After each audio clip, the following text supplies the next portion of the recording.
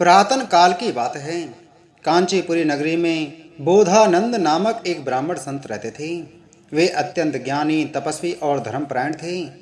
उन्होंने जीवन भर किसी से कुछ नहीं मांगा और केवल सत्य, अहिंसा, ब्रह्मचर्य और सेवा का पालन किया। बोधानंद ऋषि प्रतिवर्ष बैसाख पूर्णिमा को विशेष पुण्य का अवसर मानकर उस दिन गंगा स्नान करते, व्रत रखते और निर्धनों को अन्न, जल, वस्त्र और ज्ञान का दान देते। एक वर्ष जब वह वृद्ध हो चुके थे और चलने में असमर्थ थे, तब भी उन्होंने अपनी शिष्य मंडली से कहा, गंगा स्नान और सेवा कार्य ही सच्चे जीवन का सार है। यदि आज मैं शारीरिक रूप से असमर्थ हूँ तो भी मेरी आत्मा गंगा में स्नान करेगी। उनके इस भाव को देखकर उनके शिष्य उन्हें कावड़ में बैठाकर गंगा तट ले गए। उन्होंने वहीं गंगा मैया का ध्यान कर स्नान और संकल्प किया।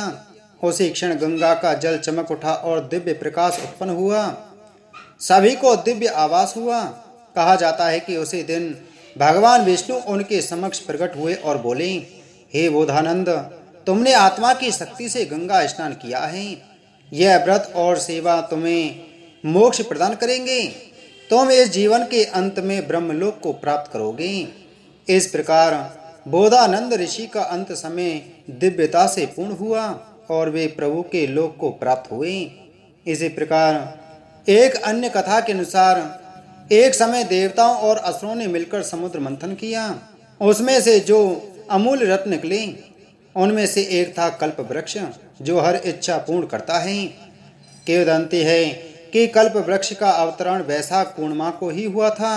इस कारण इस दिन जो भी व्यक्ति किसी पवित्र स्थान पर जाकर व्रत करता है, गंगा स्नान करता है और सच्चे हृदय से अपनी इच्छाओं का संकल्प करता है, उसकी प्रार्थना अवश्य पूर्ण होती है। यह दिन मनोकामना पूर्णिमा भी कहलाता है। इन कथाओं से हमें यह शिक्षा मिलती है।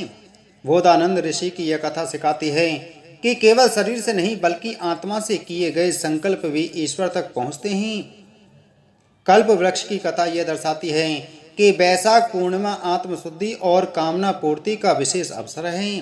इस दिन किया गया दान, जप, स्नान, कथा श्रवण और सेवा 1000 गुना फल देता है।